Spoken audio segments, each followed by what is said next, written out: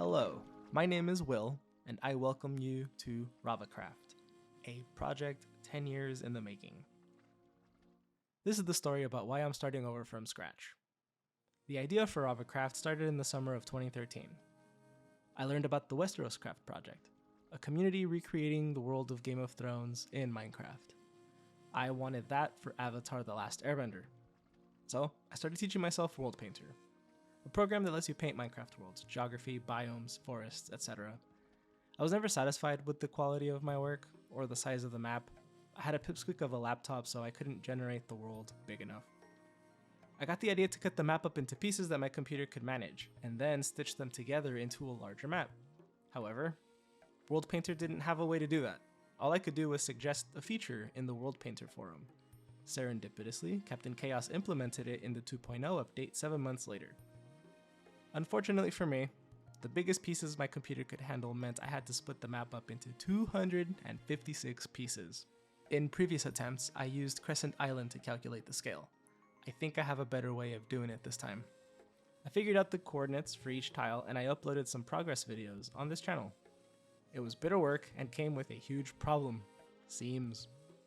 Fixing them was possible, but it would be so much work that I lost interest and I stopped working on the project altogether. Then everything changed when Captain Chaos attacked. Captain Chaos added the Master Dimension feature. It ended up saving the project. Master Dimensions let you work with a smaller map in Worldpainter, but export it into Minecraft, coincidentally, 256 times bigger. I don't need to cut the map up into tiles anymore, I just have to make a 1/16th scale map. So, how big is a 1/16th scale map? I decided to use Republic City to calculate this. Republic City doesn't exist during the time of Avatar: The Last Airbender. It's a town called Cranefish, but I still need to include its coastline and mountains. I found this impressively accurate map of Republic City. It's not quite a perfect match. I have to modify it a little bit, so be right back.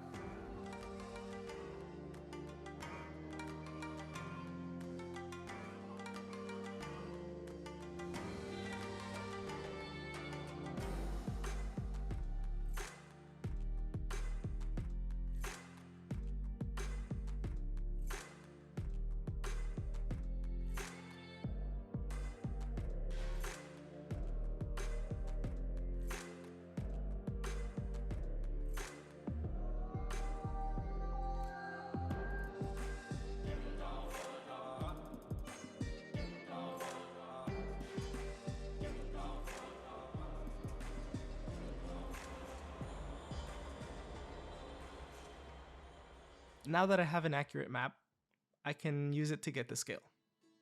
Kyoshi Bridge looks to be about 31 blob people wide. Since people in Minecraft are 1 block wide, and Minecraft blocks are cubic meters, the bridge is 31 meters wide.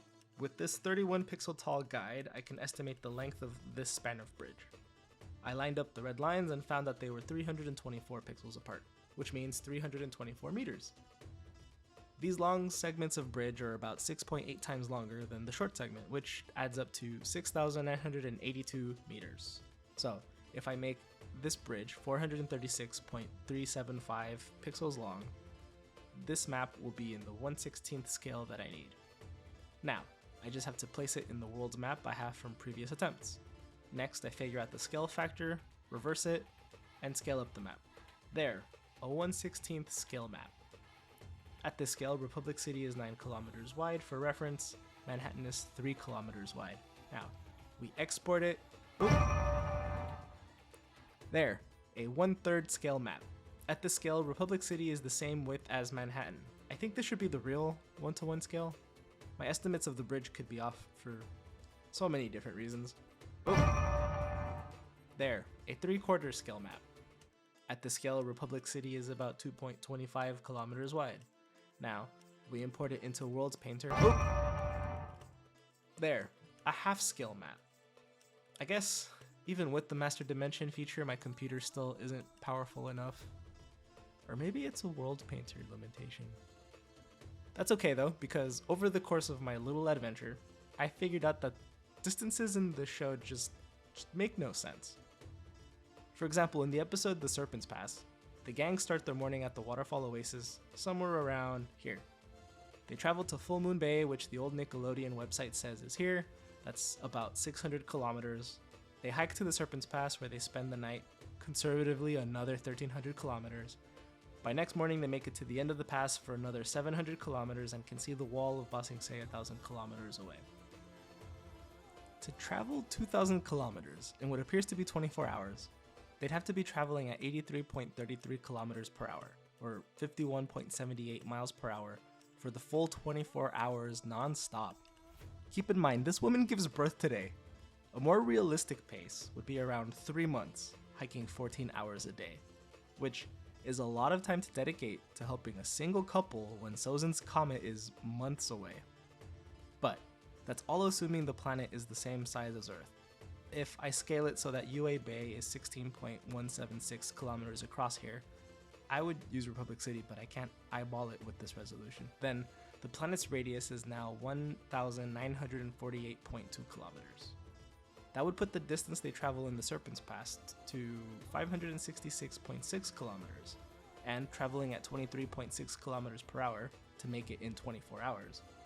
At pregnant woman pace for 14 hours a day, it's down to 22 days. Just get to the point, Sokka. The point is, there is no canonical size for the world. Just look at this.